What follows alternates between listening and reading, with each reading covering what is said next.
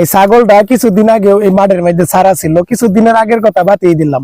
ছাগল যখন ছোট ছিল তখন কিন্তু ছাগল ছাড়া ছিল, মানুষের ফসিল খাইতো, যেখানে খুশি এখানে যাইতো গা। তখন কিন্তু মানুষ মানে ছোট যাই না, মানে কিছু বলে নাই, ওইরকম ক্ষতিও করতে পারে নাই। এখন ছাগল যদি এই অবস্থায় ছাড়া থাকে তখন কিন্তু মানুষে বিচার সালিশ বসাই দিব কারো ফসিল নষ্ট করলে। এই কারণে কিন্তু ছাগলটারে বাইন্দা খাওয়ানো হইতেছে।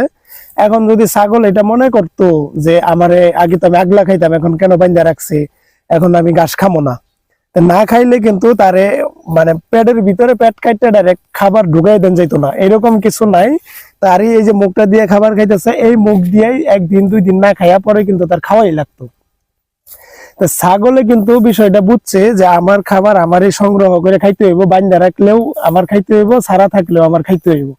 এই বিষয়টাই কিন্তু আমাদের মানে কিছু মানুষকে আমরা বুঝাইতে পারি না। ছোট সময় আমরা যেভাবে চলাফেরা করছি, মানে বাপের আন্ডারে থাকতে যেভাবে চলাফেরা করছি, যখন বাপের আন্ডার থেকে বাড়ায় যায়, বুঝমান হয়ে যায়, তারপরে আরেকজনের আন্ডারে কর্মক্ষেত্রেই হোক আর মেয়ে মানুষের বিয়েই হোক, যদি আরেকজনের আন্ডারে চলে যায়, বাপের এখানে যেভাবে চলছি, চাকরি ক্ষেত্রে গেলে বসের আন্ডারে কি এভাবে চলা যাইব?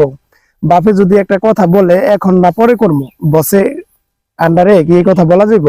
এইটাই অনেক মানুষে বুঝে না।